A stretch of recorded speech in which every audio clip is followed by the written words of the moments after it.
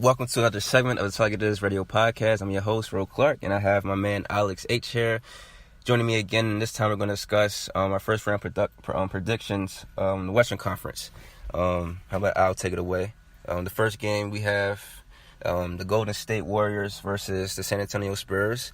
Al, who you got winning and why? Well, if you would ask me Friday about this series, I would have said I think it's going to be a 7-game series because Golden State, they're struggling to score. San Antonio has always struggled to score, especially this season without Kawhi, but this year it's been a little worse.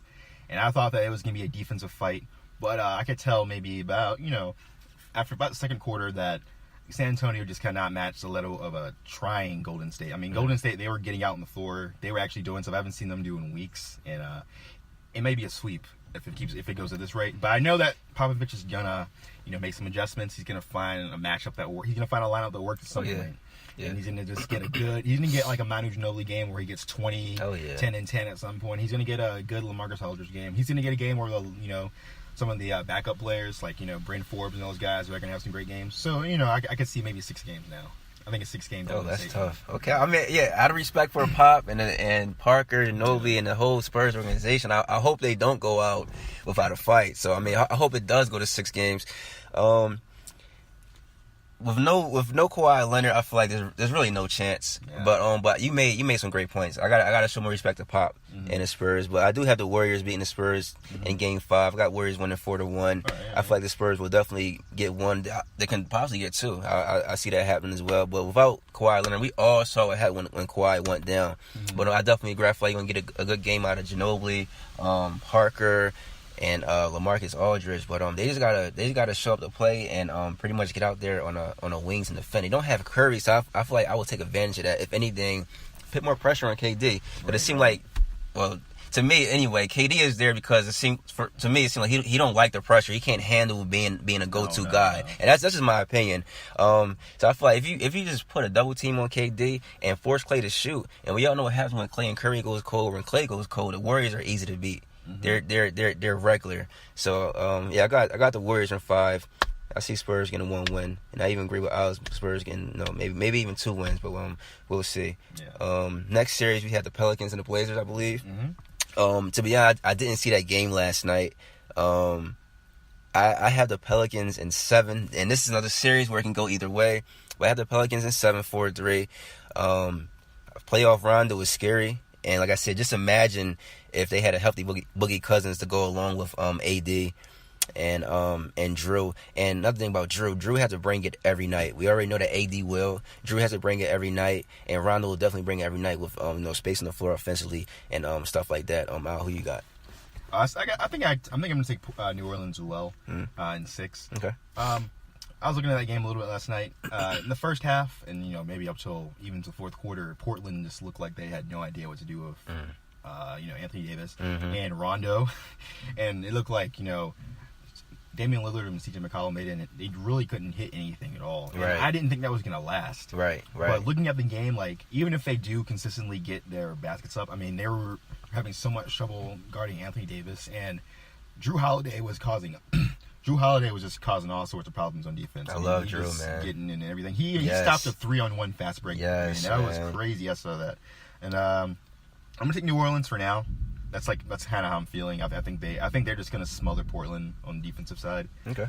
I mean, Portland's they still have Anthony Davis is the best player in the series, but Portland probably has the second and third best players. So I think they're still gonna have an impact in the series a little bit. But I mean, I agree with you. New Orleans is 6. Who we got next? You want to talk about? Let's see here. Hold on, let me look at this. I'm not sure which one to do. Which one do you want to do, actually? Anyone you want. All right, did you stop it? No, keep going. You didn't stop it? All right, keep it going.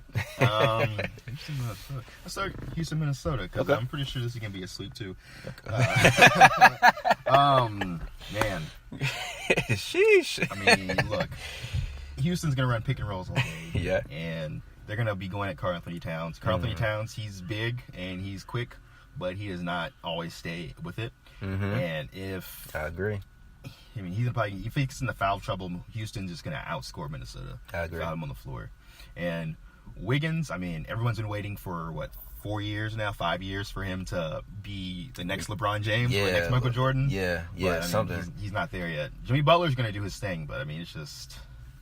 I see Houston just out executing them like really hard. I mean, because they're just gonna run pick and rolls all day. Oh yeah, I like what you said. I have the Rockets in 6, but to points you made, it can definitely be either a game 4 or game 5. But I'm gonna give Timberwolves a chance here. I got the Rockets in 6. I feel like Harden and them boys be too much, man. And the record with Capella, CP3, and Harden in the lineup, I think they lost like 1 game if I'm not mistaken. Last time I checked, anyway. Yeah. Many don't have that. They lack experience. They got an older Derrick Rose. Jimmy Butler trying to get back into the swing of things. Even though his first game back, he dropped 18 points. I think second game had like 31 or something like that. And like you said, also with Karl-Anthony Towns, I just feel like with him being inexperienced and his like he's not consistent. And with Wiggins, with that drama there, he don't like being a third option. And I've been saying this since Wiggins came into the league, that he reminds me of a young Kobe, and he has potential to be the next Kobe. If he develops a jump shot. But at the same time, yeah, you're a third option. At the same time, you're young. You got a guy like Jimmy Butler who's been proven. He proved himself in the NBA coming to the team, so you should have seen that coming. If you didn't like that, you work on your game, or you talk to the coach, you demand the ball, you do something, you show up. And especially when Jimmy had went out, that was your time right there to show what you're made of. You see what I'm saying? So don't sit there and complain. But do you see Wiggins? Let's get sidetracked for a minute. Do you see Wiggins with Minnesota in the long run, in the long term? Or you think he'll go out and blossom, be the player he wants on a different team, or what? Like, how do you see Wiggins' future? I mean, here's the thing. If Wiggins simplified his game a little bit and he turned into just a 3-and-D kind of guy, I think that he will be playing. He's not going to score as much as he does. He's not going to get the same numbers. But if he has devoted himself to more defense, because he has Jimmy Butler to take. He has, I mean, not even Jimmy Butler. He has Karl-Anthony Towns to play for the offense. If he's devoted himself to that, I think that they'd be fine with keeping him. But it's just that he makes so much money that it'd be tough to keep him. Right. And if he's not giving you the max player, I mean, if he's not going to be scoring 30 a game, if he's not going to be giving you all that, then it's like you might as well trade him to a team that can use him in a more effective way. Or at least try to, like you said, you got offensively, he doesn't really have to do much. Like you said, you got Karl-Anthony Towns, Butler, whoever. So if anything, get him where you fit in. Help the team out in other ways. What I mean, as in like, try to work on you. Help the team defensively. He's a tall. 6'8". Yeah, he's 6'8". Right. So therefore, you can beat a guy who can stop the smaller guards. On a wing, go out there and defend, do other stuff to help your team. Because offensively, it's just like you're not putting in the work, and I don't really see that much improvement. Yeah, and like to be fair, I mean he does have the potential still. He's still younger than me. I just think he's 23. He's tough, and he's I mean, if he goes to different plays, maybe he has a different outcome. Maybe he could be like Victor Oladipo. He goes somewhere else, he works harder, and he gets into better. He gets even better shape than he already is, and maybe he changes a little bit. But I mean, for now, he's still kind of just he's not super efficient. He doesn't play defense. He chooses when to play defense, and he's a little spacey sometimes. And he's explosive as hell. I like the way he attacks the rim. It's not often you see a guy like a wing player that can dunk like right under the basket, no problem. Yes, it's not above the rim. I think that the last game we have here is the OKC Thunder and Utah, right? Yeah, Utah Jazz. Yeah. Who I have winning? Oh, I got OKC in 5, but I feel like this can be a sweep as well. But with all the OKC been kind of up and down all year, all season. So I'm going to give Jazz, one win. But like I said, if OKC can live up and play up to their potential, with of course Russ going to be Russ. Like Paul George go out there, gets 30 points, 30 plus. I feel like in the postseason, Paul George turns up. Even against Cleveland last year, he averaged 30.5 points per game. Paul George is Paul George. And you get like a 26 every night from Melo, or 22, and have him play bully ball. OKC be tough to beat. And Adams, he has to play big every night. He has to play big against Gobert. I'm not sure if Gobert is playing or not, Rudy Gobert. If he just play big, I feel like they can pull this out. And OKC, they can outshoot them as well. Utah don't have Gordon Hayward. They don't have Rodney Hood. All they're relying on pretty much is Donovan Mitchell, and he's a rookie. And of course, he's going to make those mistakes. I don't care how good of a rookie you are. If you're not like an NBA ready rookie as like a LeBron and like who else came out of high school ready or college ready? Like Wade, Bosh, right. They're on a whole other level. I don't see Mitchell in that category with them. He had a hell of a year. Nobody's seen it coming. But I don't see Utah, making this upset, pulling off upset. Who you got winning, Al? I think that Utah will be better than most people think they will. Okay. I mean, they don't have like those explosive scores. I mean, Donovan Mitchell's like their explosive guy, but they still have. I mean, Rubio's been hitting the three well this year.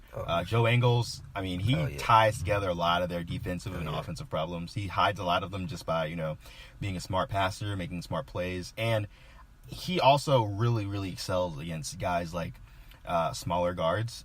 And I wouldn't be surprised if they try to stick him onto Russell Westbrook and have him go under picks and just force Westbrook to have to shoot those long twos. I mean, if you remember last year in the Clippers series and the year before that against, you know, I think it was the Clippers again, he completely smothered J.J. Redick. J.J. Redick could not get a shot off. Oh, yeah, I agree. He had nowhere to go.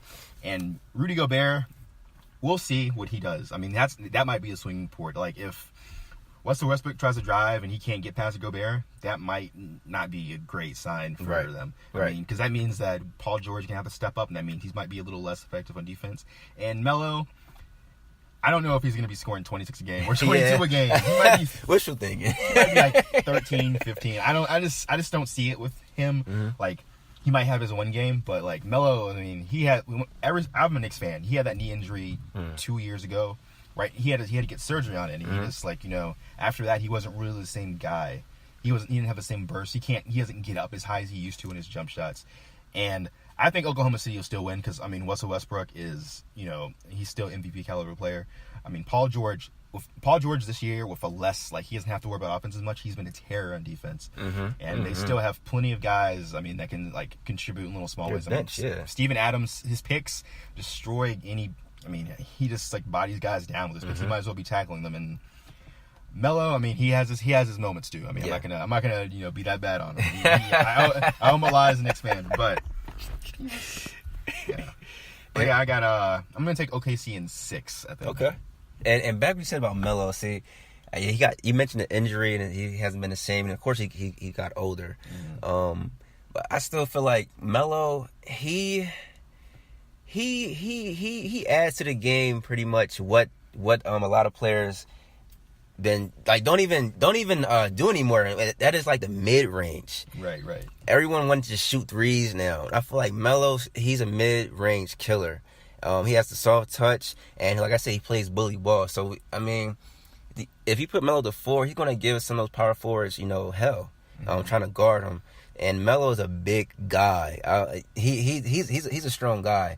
So I mean, we'll see. Long as Melo don't really settle, and like he plays like the old Melo we know, the Melo that I feel like he still is. I feel like they'll be all right. But yeah, like I said, he has to bring it every night, and that's just me jumping the gun and saying he'll drop 26 points a night. Of course, you know, he'll do maybe 16, whatever, 14 here and there. But I would love to see Melo go for 16. And I could see. I mean, this is the swinging point to me. If Melo is going to shoot his threes very well, that means that the guy's going to be guarding him, Derek Favors. He's going to have to get out there. And if he can't do it, that means that he's going to be matched up against Jay Crowder because they're going to switch out Derek Favors for Jay Crowder. And if Jay Crowder's in there, he's going to be a little quicker. He's not. I mean, Melo may not be able to abuse Jay Crowder in the post as easily as you think it would be. And if Jay Crowder can shut down Melo, or if he can just, you know, be able to switch onto, you know, Russell Westbrook in those pick and rolls and help out, I mean, that might be a problem for them. And Derek Favors might be a little bit too big for Melo. I need to see that. He's athletic. He's younger too as well. Big. He's athletic. I have to see that. Guys, thanks for listening. We're going to wrap things up here. Please be sure to subscribe, listen in, and I want to thank Alex Ace for checking in with me, man. No problem. You know, be sure to follow him. Are you on social media at all? Yeah, I'm on Twitter. He's on Twitter. You want to shout yourself out? Yeah, it's Alex Hinton at Kid Sky at KID_Sky SKA. And you can follow Tell Like It Is Radio Podcast on Twitter at Tell Like It Is P, Facebook, Instagram, Tell Like It Is PC. Thanks for listening. We're out of here.